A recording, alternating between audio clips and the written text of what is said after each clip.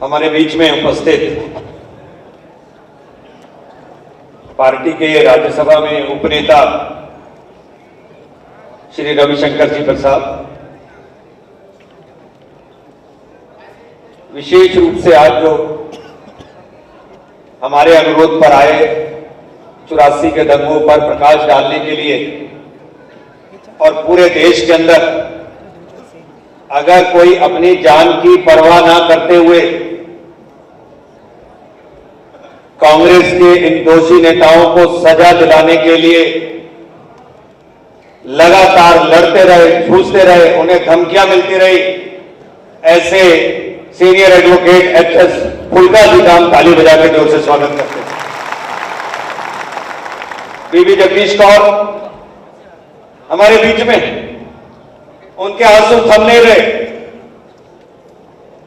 बहुत आस लेकर वो कोर्ट के अंदर लगातार लड़ती रही। उनकी गवाही थी कि कांग्रेस के नेता उत्साह के लोग कह रहे थे कि इनको छोड़ना मत। वो बीबी कौर भरे मन से आज हमारे अंदर बीच में बैठी है।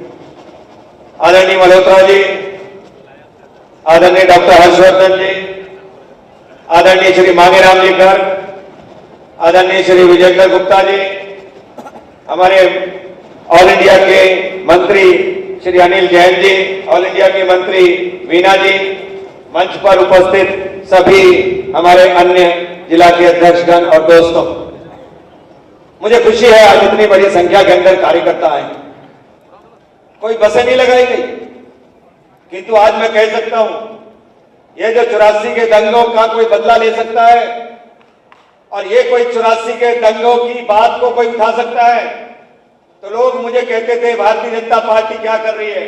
मैंने कहा भारतीय जनता पार्टी दिल्ली के अंदर सबसे बड़ी रैली करेगी 84 के दंगों को सजा दिलाने के लिए, यहां पर सबसे बड़ी रैली करेगी। फुल्का जी बहुत खुश है इस बात के लिए। कल एक और हमारी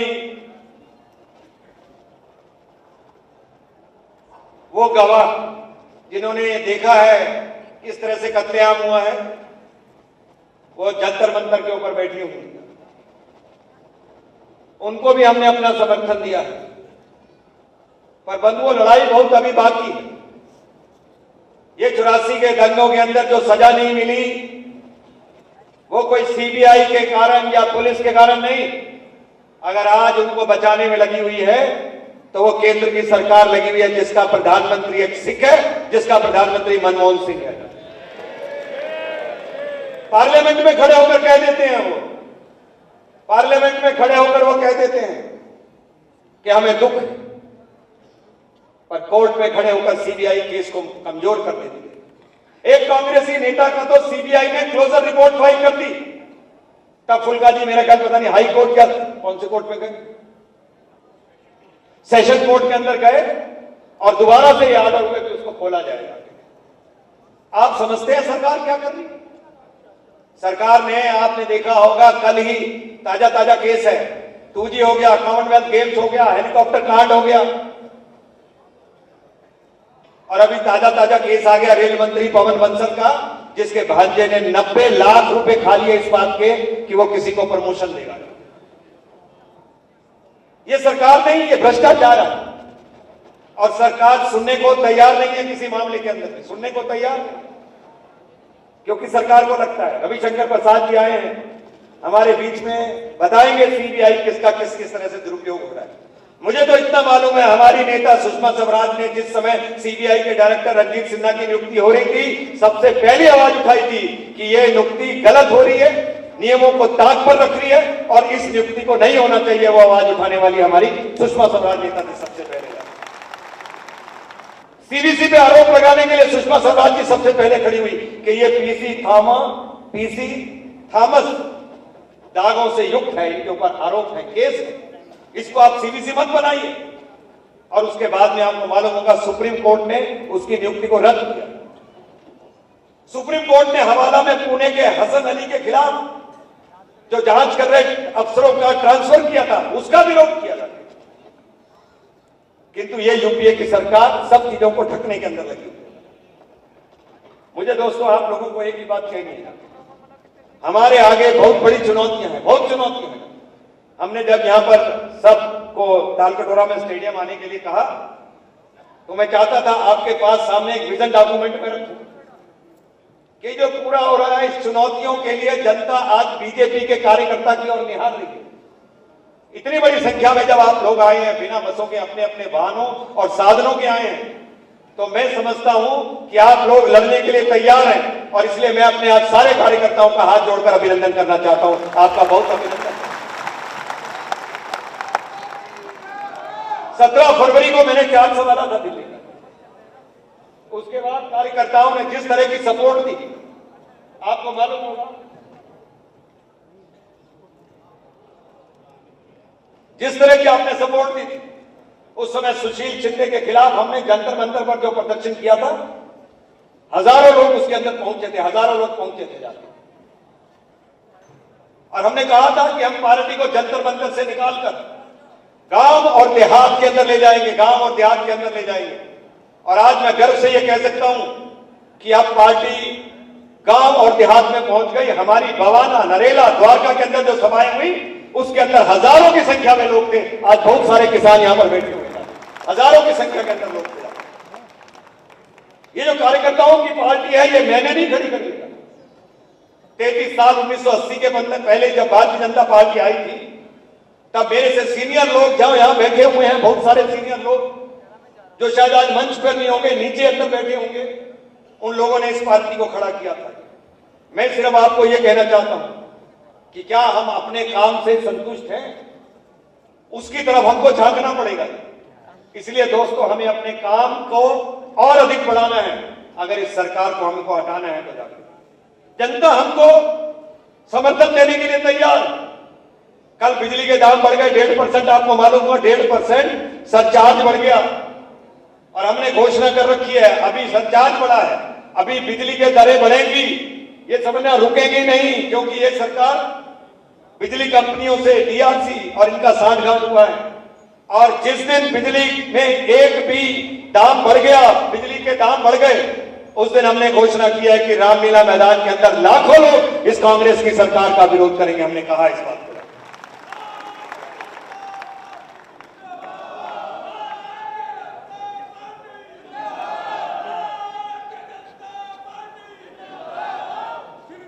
मुख्यमंत्री शीला दीक्षित घबरा गई।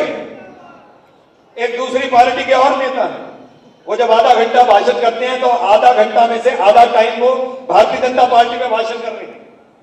वो विजय गोयल के ऊपर भाषण कर रहे हैं आधा घंटा। मैं पार्टी का नाम भी नहीं लेना चाहता हूं। आपको शीला दीक्षित बहुत बड़ा प्रशासनिक अनुभव है, इसलिए आपने 4 लाख लोगों से 100 रुपए के फॉर्म भरवा लिए। कौन सी योजना थी? कौन सी योजना थी? राजीव रतन आवास योजना में 4-4 लाख फॉर्म भरा लिए और फ्लैट कितनों को दिया? एक को भी नहीं। फ्लैट कितनों को दिया? एक को भी फ्लैट नहीं दिया, क्योंकि आपका प्रशासनिक अनुभव बहुत ज्यादा था। आपका प्रशासनिक अनुभव बहुत ज्यादा था, इसलिए सिग्नेचर ब्रिज की लागत 500 से सीधा 1000 करोड़ पहुंच गई। आपका प्रशासनिक अनुभव ज्यादा था, इसलिए बिजली के दाम 2 साल के अंदर 7% बढ़ गए। बीजेपी ने घोषणा की है जिस दिन बीजेपी सत्ता के अंदर आएगी उस दिन बिजली के दाम 30% कम करके दिखा देगी। बीजेपी की घोषणा है, आप लोगों की घोषणा है।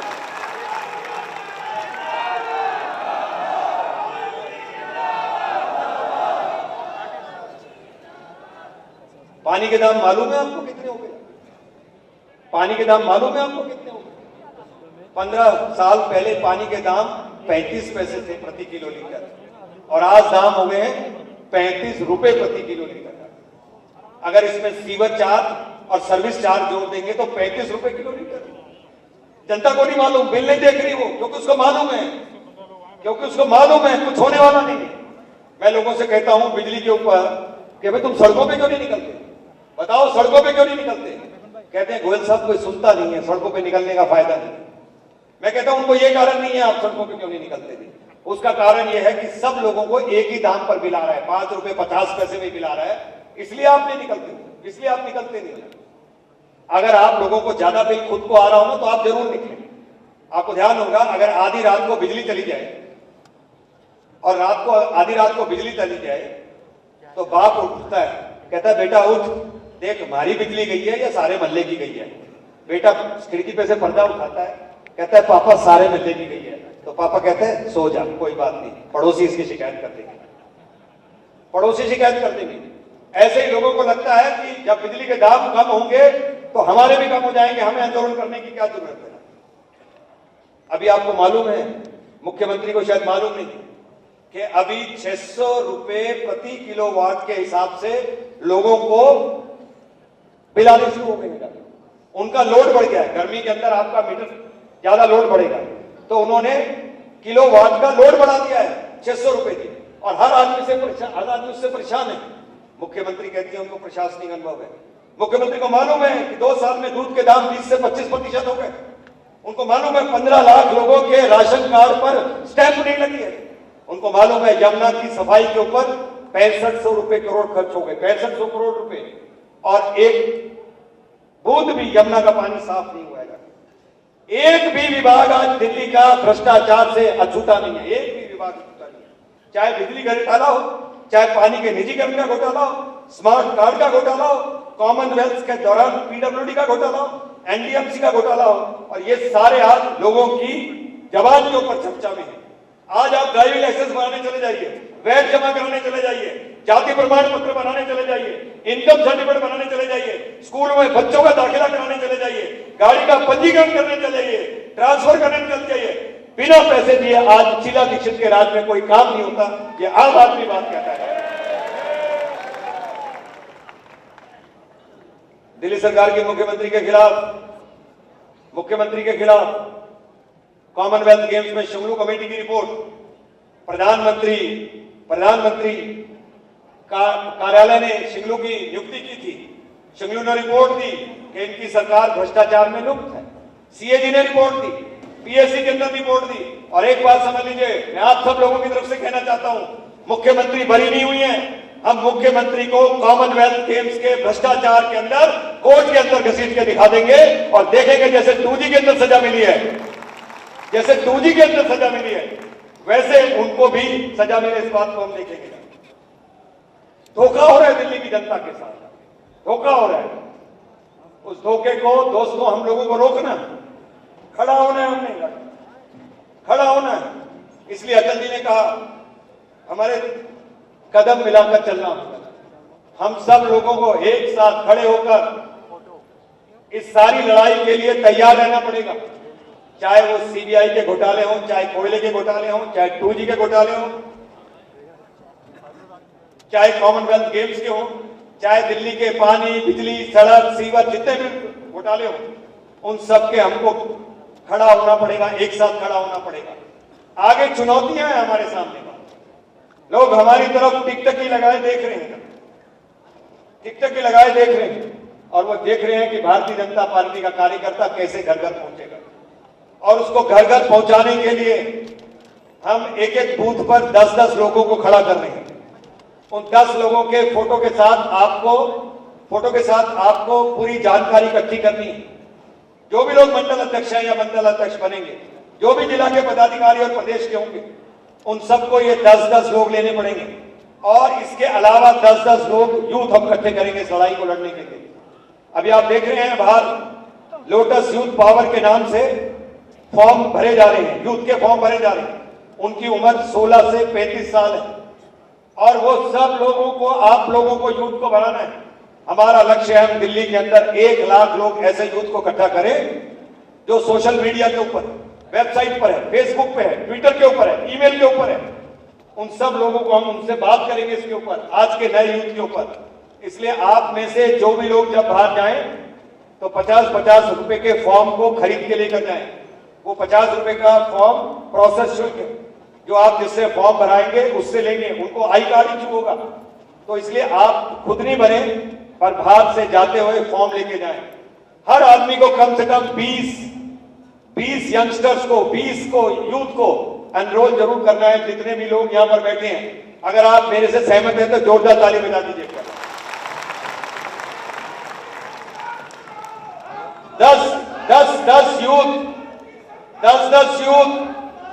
10 यूथ के लिए टाइम बाउंड प्रोग्राम होगा। टाइम बाउंड प्रोग्राम होगा 10-10 यूथ के लिए। आगे लड़ाई बहुत लंबी है जिसको लड़ने के लिए तैयार रहो। जो टाइम बाउंड प्रोग्राम्स के अंदर काम नहीं कर पाएंगे उनको अपने बारे में सोचना होगा कि अगर हमने 15 दिन का समय दिया, 15 दिन के अंदर हर मंडल अध्यक्ष को अपनी टीम के साथ हर बूथ के ऊपर 10-10 लोगों को रजिस्टर्ड करना होगा और 10 यूथ अलग से रजिस्टर्ड होंगे।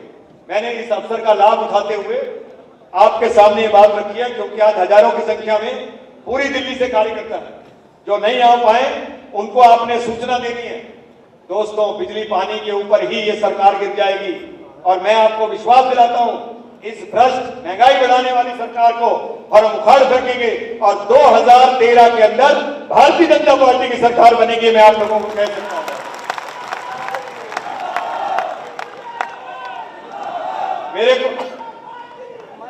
मुझे सिर्फ एक बात बताइए, आप लोग लड़ने के लिए तैयार हैं?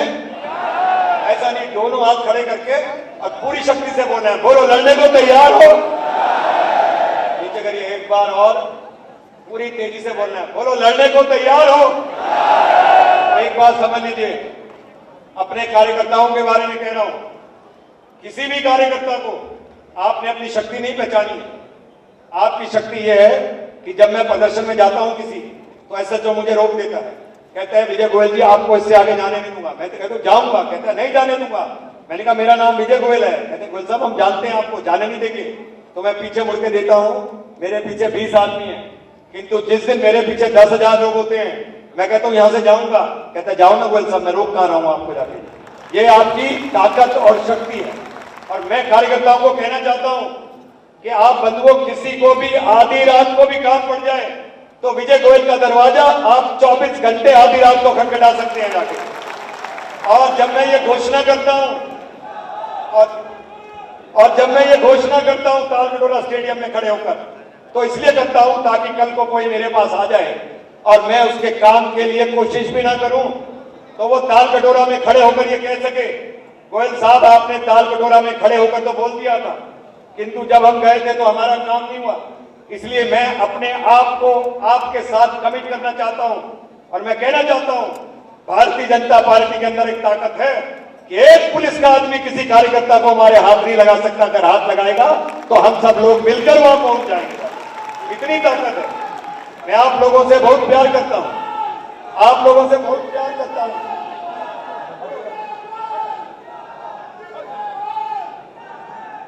मैं आप लोगों से बहुत प्यार करता हूं और आपके लिए लड़ने मरने को तैयार हूं, किंतु कार्यकर्ता को भी पब्लिक के काम करने पड़ेंगे। अपनी अपनी पहचान ऐसे बनाइए कि आपके इलाके के अंदर सब लोग जानते हैं।